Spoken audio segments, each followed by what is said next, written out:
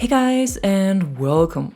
It's time for the weekly news overview again, with all the things happening in and around Battlefield 2042 and with the new weekly missions, portal modes and store items. And today I want to start with some good news that I have shared in my last community post already, because yesterday DICE has rolled out a fix for all portal experiences with PvP AI, and this is supposed to fix the recent issues we had with these modes where we didn't get any XP or progression towards weapon masteries and attachment unlocks. And from everything I've heard so far and also tested myself, it seems like the fix worked and the modes are back to moderate XP. This means that my codes for Conquest, Rush and TDM, with which you were able to complete weekly missions against AI, are working again, and also the kill farm experience. But for this one I had to make some adjustments because the former team distribution of 4 versus 60 did not allow for moderate XP anymore.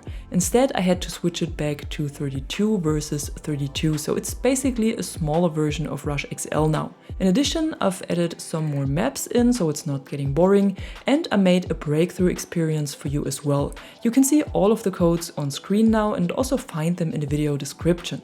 Unfortunately, the kill farm doesn't work as efficient as it did before anymore, but since this was just a loophole, it was to be expected that it will be fixed at some point. At least we're getting progression against AI at all again. In addition to this, DICE is still investigating the server crashes that a lot of players experience in Portal since the start of the season, and even though they have rolled out a small fix for this already, it still seems like it's not completely resolved. So they are looking into this and there are hopefully more improvements coming within the next days.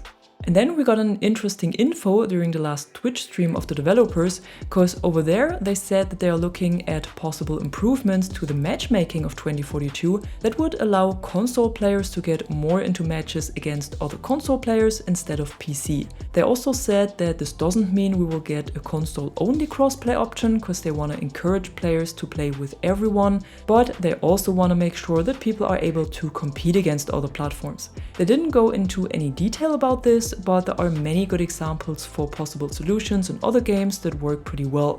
For example, in Apex Legends, you're only put on a mixed server when playing with a friend from another platform, and otherwise console players compete against other consoles, while PC competes against PC. So they wouldn't have to look too far for a good solution. In addition, DICE will also make further improvements to aim assist for controllers, but there are also no details yet about what will be done exactly.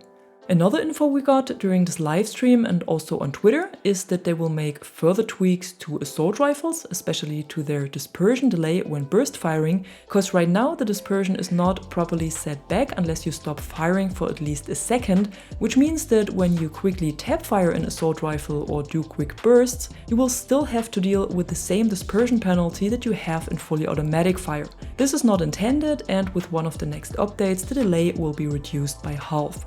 In addition, the dispersion in general will be adjusted to the specific behavior of each assault rifle, which means the values might be in the extremes of the maximum and minimum possible dispersion rates. And there will also be more changes made to the RM68, and for this one the 4-hit kill range will be reduced by another 10 meters for the weapon's standard and high power ammunition, and the bullet velocity will also be reduced, so it will be harder to hit moving targets on range. When these changes will be made exactly is not known yet, but I would guess it's with one of the next major updates. And then there's something interesting I have recognized while scrolling through the weapon skins over in Portal, because with the last update all of the weapons we have in the vault got universal camos for the Portal versions as well, and all other weapons don't have the option for hardware appearance. So the M16A3 for example has all of the universal weapon skins that are also available for this weapon over in All Out War, but the Scar H doesn't have any. And while this is the way it's intended, I've also found some weapons that are not in the vault yet but already have universal camos.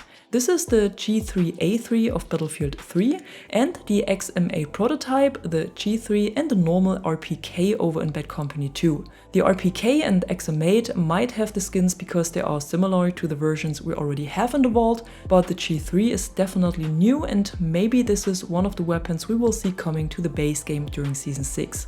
But that's just a guess from my side.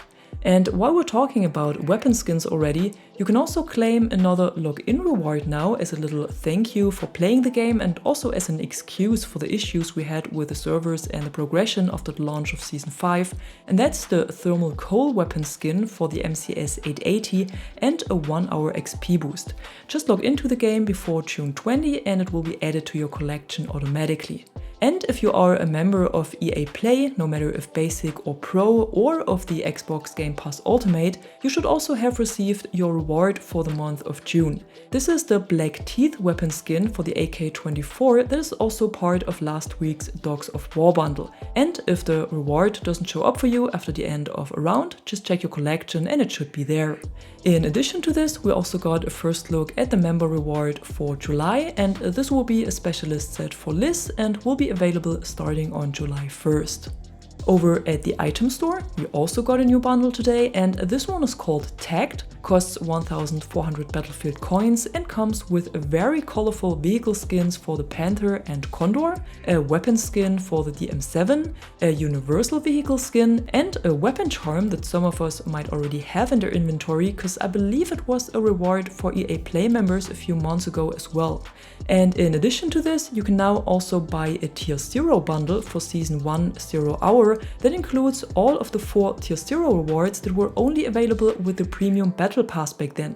And these are the legendary All-Seeing Eye Specialist set for Angel, the legendary Lightbringer cosmetic for the AC42 that also changes the M22 3.5x scope and the 6KU suppressor. Then there's another player card background and a player card tag. So in case you've missed the season but you would still like to get some of the cosmetics, you have the chance to buy this bundle now within the next 14 days. And then we also got some new playlists and portal modes, of course, and this week you can still keep on playing Reclaimed 24/7 in Conquest, and in Breakthrough the playlist has switched to Seasons Breakthrough that features all of the 5 maps that were added to the game with the last seasons, but without the map reworks. Over in Portal, the Battlefield World Tour has returned, which is a 64-player mix of Conquest and Rush across all the available eras, and the second mode for the next few days is Assault Rifle Rush, that is a 64-player Chaos mode focused on infantry and only limited to assault rifles. On Friday, this one will be replaced with Squid Cheese Chaos, and we will also get a special Friday night Battlefield experience for 24 hours. And at the end, let's have a quick look at the new weekly missions, and here we have a small change this time, because the bonus mission that usually grants you an additional 10 Battle Pass points will give you 20 this week. Unfortunately, this is only shown in the small overview on the start screen and not in the complete mission overview, but I hope it still works for everyone.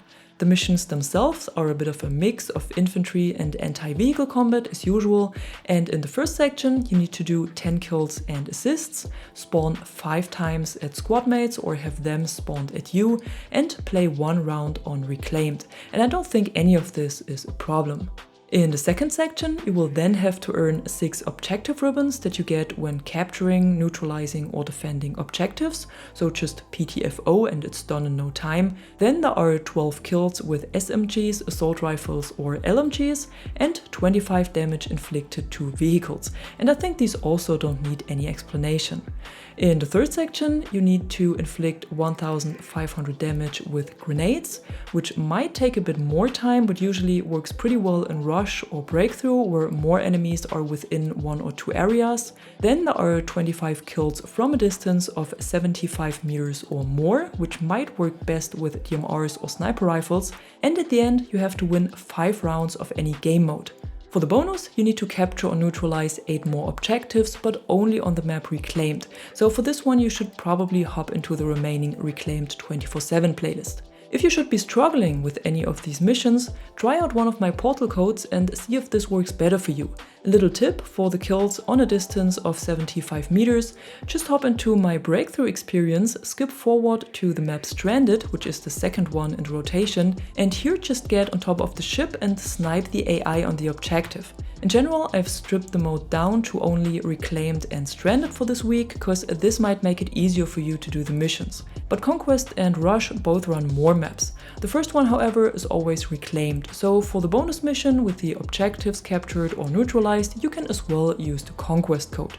And that's it for today, your usual overview of what's going on in and around Battlefield 2042 this week. And if you enjoyed this video, don't forget to drop a like or a comment below and subscribe to the channel for more content like this. Until then, thanks for watching and thanks to my members for the additional support. I'm the Catwoman and you are awesome.